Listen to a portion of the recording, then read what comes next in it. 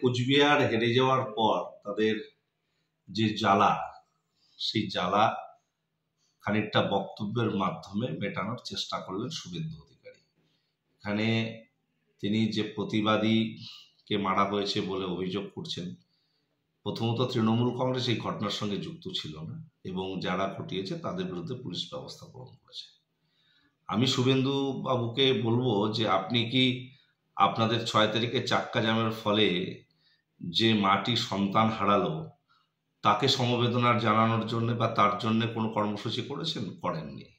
কিন্তু আপনি ছুটে এলেন মাথা ভাঙায় কোনো এক প্রতিবাদীকে নাকি মারধর করা হয়েছে এই অভিযোগকে সামনে রেখে।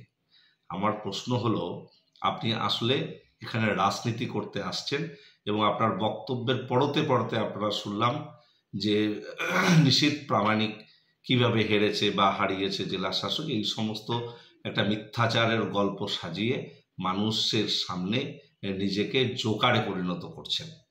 আমরা সকলেই আরজি করের যে বিষয়ে, সে বিষয়ে দ্রুত বিচার চাই, শাস্তি চাই। সিবিআই তদন্ত করছে, আজকে 1 মাস কেটে গিয়েছে, সিবিআই তদন্তের অগ্রগতি করতে পারেনি। সিবিআইয়ের বিরুদ্ধে আপনি কি বললেন? কেন সিবিআই পারছে না? ওটা তো স্বরাষ্ট্র মন্ত্রকের অধীনে একটি সংস্থা, তারা কেন এখনো সঠিক বিষয়টা সুপ্রিম কোর্টই কিংবা মানুষের সামনে তারা স্পষ্ট করতে পারেনি? বরং এমন একটা বিষয় আপনারা সামনে এনে রাজনীতিকরণ করার চেষ্টা করছেন, যাতে আপনার হাড়ের জ্বালা মেটানোর চেষ্টা করছেন। মণিপুর জ্বলছে, বিভিন্ন জায়গায় ভারতবর্ষের যে ঘটনাগুলো ঘটছে সেগুলো নিয়ে একটু প্রতিবাদী হন। নিশ্চিতভাবে বাংলার ঘটনা নিয়ে প্রতিবাদী হবেন, কিন্তু বেছে বেছে কেন? যে মাটি আপনাদের চাক্কা জ্যামের জন্য সন্তান হারালো, তার জন্যে আপনারা কি কর্মসূচি গ্রহণ করেছেন? বা আরও যে জায়গায় ঘটনাগুলো ঘটছে সেগুলো নিয়ে আপনারা কোন বক্তব্য রাখছেন? আপনাদের মুখে তা নিয়ে কোনো রা নেই।